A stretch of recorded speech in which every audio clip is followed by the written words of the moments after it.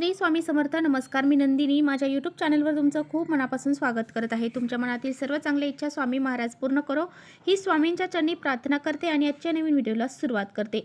आज वार आहे रविवार, दिनांक आहे 6 जुलै आणि आज आलेली आहे आषाढी एकादशी. आषाढी एकादशी ज्याला देवशयनी किंवा शयनी एकादशी असंही म्हटलं जातं.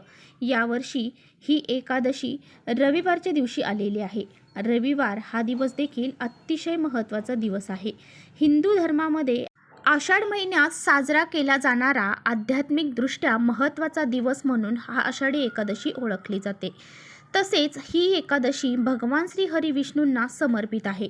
भगवान विष्णूंच्या 4 महिन्याच्या दिव्य विश्रांतीचा सुरुवात आहे, ज्याला चातुर्मास असं म्हटलं जातं.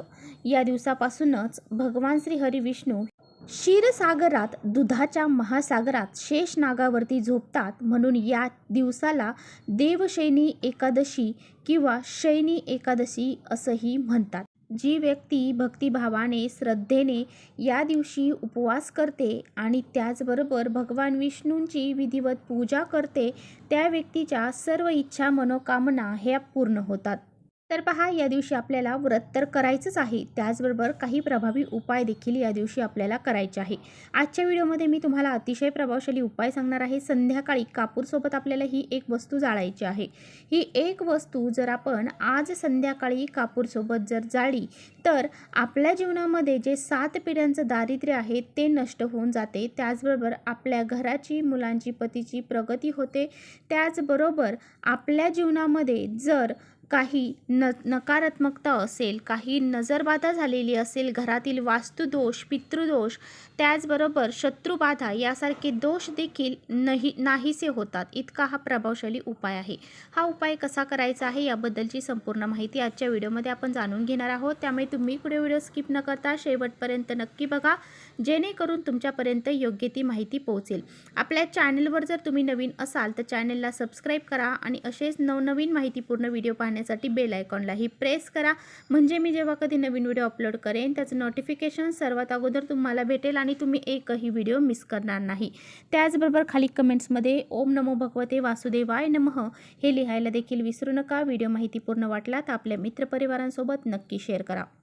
आजच्या व्हिडिओमध्ये जो काही उपाय मी तुम्हाला सांगणार आहे, तर हा उपाय आज संध्याकाळी 6 वाजल्यापासून ते रात्री 12 वाजेपर्यंत तुम्ही हा उपाय करू शकता. जर 6 ते 9 या वेळेमध्ये जर हा उपाय करणं तुम्हाला शक्य असेल तर तुम्ही ह्याच वेळेमध्ये हा उपाय करण्याचा जास्तीत जास्त प्रयत्न करा, कारण ही जी वेळ आहे तर ती माता लक्ष्मी घरात येण्याची वेळ आहे. या वेळेमध्ये सकारात्मक लहरी ह्या जास्त प्रमाणामध्ये जागृत अवस्थेमध्ये असतात आणि ह्या वेळेमध्ये आपण हा उपाय केला तर याचे चटकन फळ आपल्याला मिळत असते. आणि जर तुम्हाला वेळ नाही भेटला तर तुम्ही 6 ते रात्री 12 वाजेपर्यंत हा प्रभावी उपाय करू शकता. तर पहा, घरामध्ये कापूर जाळणं हे अतिशय शुभ आणि सकारात्मक मानले जाते.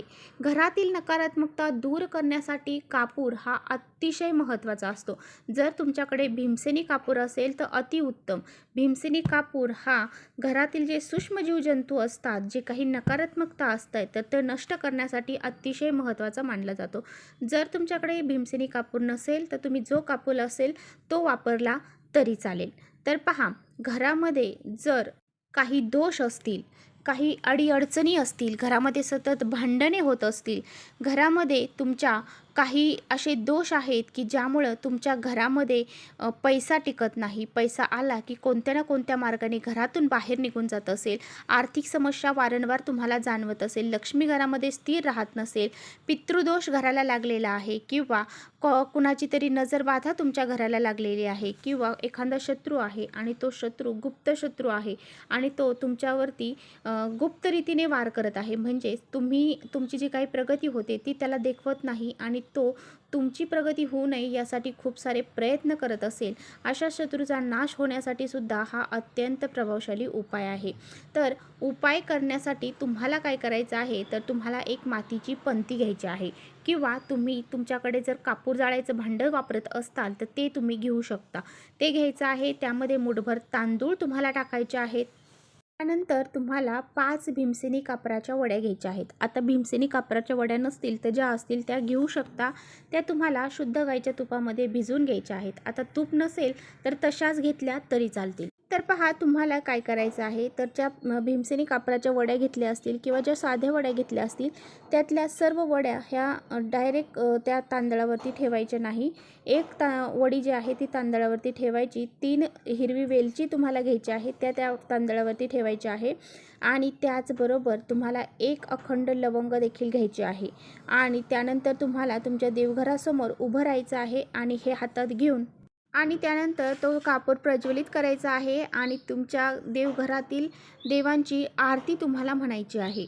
आता भगवान श्री हरिविष्णूंची आरती तुम्हाला करायची आहे आणि त्याचबरोबर हरिपाठ देखील तुम्हाला म्हणायचा आहे. एक एक कापराची वडी तुम्हाला त्यावरती जाळायची आहे. एक वडी संपली तर लगेच दुसरी ठेवायची आहे. दुसरी संपत येत आहे तोपर्यंत तिसरी ठेवायची. अशा पद्धतीने तुम्हाला घरात आरती करायची आहे आणि हरिपाठ देखील म्हणायचा आहे. यानंतर तो कापूर तुम्हाला संपूर्ण घरामध्ये फिरवायचा आहे. घरामध्ये फिरवत असताना ओम नमो भगवते वासुदेवाय नमः या मंत्राचा जप करायचा आहे आणि पूर्ण घरामध्ये तुमचा हॉल असेल, किचन असेल, बेड असेल, संपूर्ण घरामध्ये तुम्हाला तो फिरवायचा आहे.